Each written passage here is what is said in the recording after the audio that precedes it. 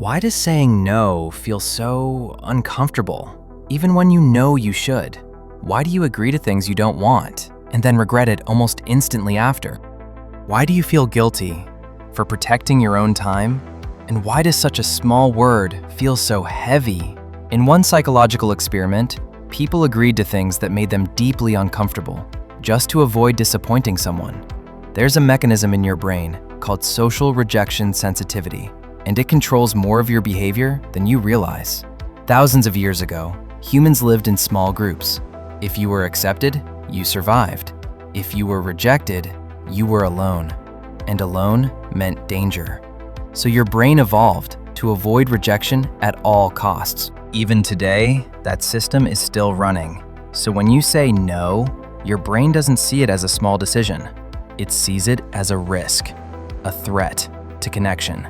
That's why guilt shows up instantly, not because you did something wrong, but because your brain is trying to protect you. In fact, studies show social rejection activates the same brain areas as physical pain. So when you feel guilty, your brain reacts like something is actually hurting you. That's why it's hard to ignore. That's why you give in. Someone asks you for a favor, you hesitate. You don't want to do it, but there's a pause. And in that pause, you feel pressure. So you say, yeah, sure. And instantly, you regret it. That moment, that's not kindness. That's fear.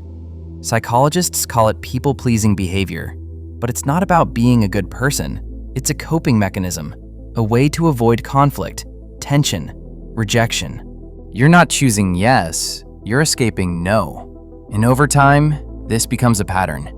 You become the reliable one, the available one, the one who never says no. And people start expecting it, not because they're bad, but because you trained them. Every time you say yes, when you mean no, you reinforce that pattern. Until one day, you feel exhausted, overwhelmed, maybe even resentful. Not at them, but at yourself. Here's the lie most people believe. If I start saying no, people will stop liking me. But that's not what actually happens. Real relationships don't depend on constant agreement. They depend on honesty. And boundaries, they don't destroy relationships. They expose them. The first time you say no, it feels wrong, almost unnatural. But something important happens. The world doesn't collapse. The relationship doesn't instantly end. And that fear in your head was bigger than reality. So how do you actually do it? First, keep it simple. I can't. That's enough.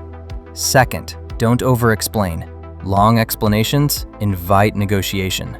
Third, delay your response. I'll get back to you. That one sentence protects you from automatic yes. Fourth, expect discomfort, because it will feel awkward, and that's okay. Every time you say no, you're not just setting a boundary, you're changing your identity. From someone who avoids discomfort to someone who respects themselves. And that shift changes everything. People don't respect you more because you say yes. They respect you when your yes actually means something. And that only happens when you're willing to say no. So next time you feel guilty, stop and ask yourself, am I saying yes because I want to or because I'm afraid not to? Because every time you say yes out of fear, you abandon yourself just a little. And every time you say no, you come back to yourself.